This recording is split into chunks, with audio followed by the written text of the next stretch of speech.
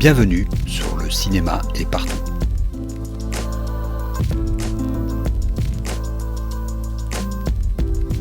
Un podcast sur l'industrie du cinéma et ses évolutions.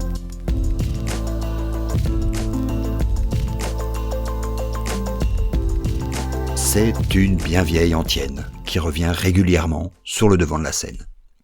Une antienne qui oppose depuis longtemps distributeurs et exploitants. Le nombre de films qui sortent en salle. Du point de vue des exploitants, il y a trop de films.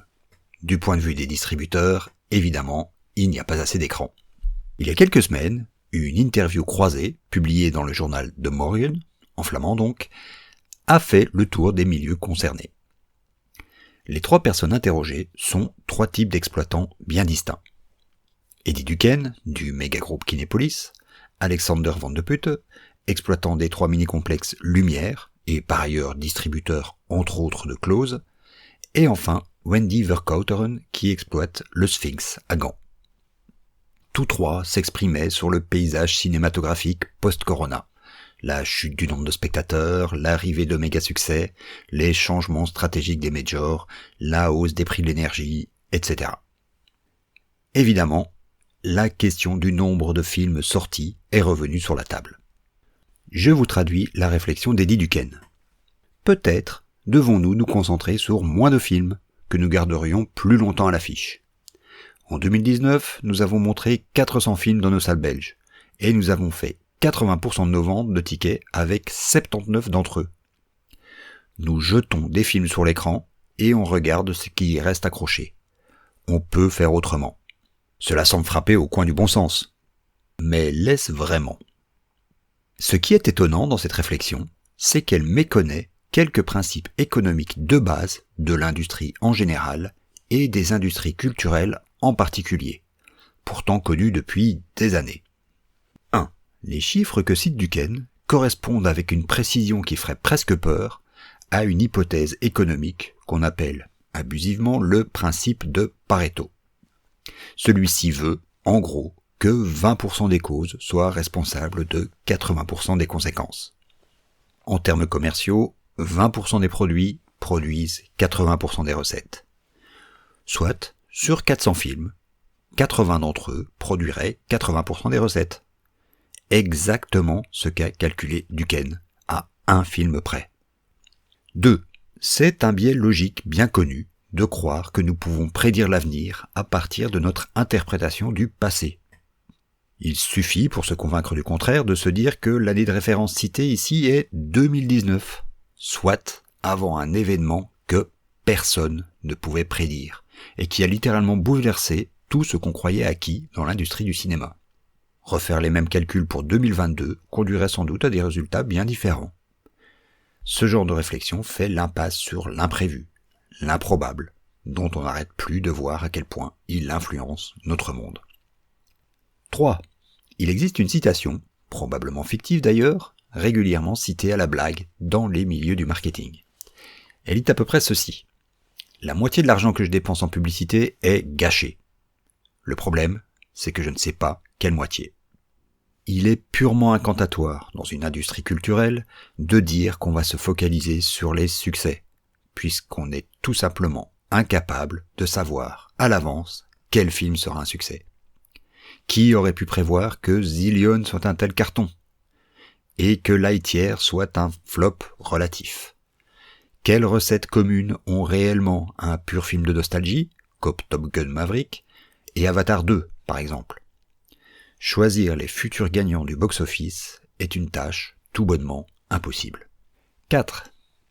Les industries culturelles, faut-il encore le rappeler, ne sont pas des industries comme les autres. Ce sont certes, comme je le répète souvent, des industries du prototype, ce qui les rend difficilement pilotables, mais ce sont surtout des industries où les inégalités entre les produits sont les plus criantes. Le succès y alimente le succès et crée automatiquement des distorsions de marché. Prenons l'exemple du livre Harry Potter. Son succès était hautement improbable. Mais une fois qu'il était avéré, ce succès a pris des proportions jamais vues dans l'industrie du livre. Cela crée des situations monopolistiques qui, par la force des choses, écrasent le reste de la production. Les courbes de répartition des ventes de chaque industrie culturelle varient, mais adoptent toutes la même forme, celle d'une fonction exponentielle, où un petit nombre de titres font le gros des recettes du secteur. Le reste équivalent à ce qu'on a un temps appelé la longue traîne. Étrangement, le point d'inflexion entre ce qui est exploitable à une échelle industrielle et cette longue traîne tourne autour des 20%, comme dans la loi de Pareto. Que retirer de tout cela ? Une conclusion assez simple. Réduire le nombre de films en salle, c'est mécaniquement réduire le nombre de films hautement rentables, qui font tourner la machine, comme on dit. Croire qu'on peut seulement réduire le nombre de films moins rentables est une illusion de gestionnaire. Oui, mais il n'empêche, le nombre d'écrans reste limité, et on ne peut sortir que le nombre de films que peuvent accueillir ces écrans. Prenons donc la question du point de vue des distributeurs. Peut-on augmenter le nombre d'écrans disponibles ? En termes de marché adressable, la réponse est fort probablement oui. Il reste de la place, comme on l'a déjà vu plusieurs fois, pour des salles de quartier et des exploitations dans de plus petites agglomérations. Mais équiper une salle de cinéma a un coût. Et ce coût est à l'heure actuelle un investissement de taille. Dans un marché en crise, comme l'est celui de l'exploitation cinématographique, ce genre d'investissement n'est pas vraiment un placement sûr. Il serait illusoire de compter sur les seules forces du marché, sur un secteur financier lui-même prudentissime et soumis aux augmentations des taux d'intérêt, pour prendre en charge ces investissements. La restructuration d'un réseau étroit de plus petites salles de proximité n'est pas une mince affaire et ne se fera pas du jour au lendemain. Il faut se recréer un public, trouver et former de nouveaux gestionnaires et programmateurs de salles, se financer sur plusieurs années avant de trouver un seuil de rentabilité. En clair, reconstruire ce qui a été détruit il y a 30 ans par l'arrivée des multiplexes. La bonne nouvelle, c'est qu'il existe un raccourci, qui n'est même pas inventé puisqu'il existe déjà et fait partie de notre tissu institutionnel. Ce raccourci, ce sont les centres culturels. Dans une interview menée par David Hainaut pour le site Synergie, Valérie Vandenove décrit le travail structurant de l'ASBL, la Quadrature du Cercle.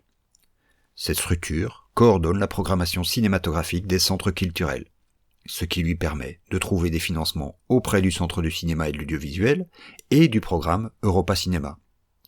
Elle reconstitue ainsi, petit à petit, un réseau local de programmation, reconstruit un public et, dans plusieurs cas, est à l'origine, via les centres culturels locaux, de la réouverture de plusieurs petites salles en dur, à Nivelles, à Leuze-en-Hainaut ou à Waremme. La restructuration d'un réseau local de cinéma est, je le disais la semaine dernière, l'une des raisons d'être optimiste pour l'avenir du cinéma. C'est une opportunité de donner une nouvelle visibilité à un plus grand nombre de films.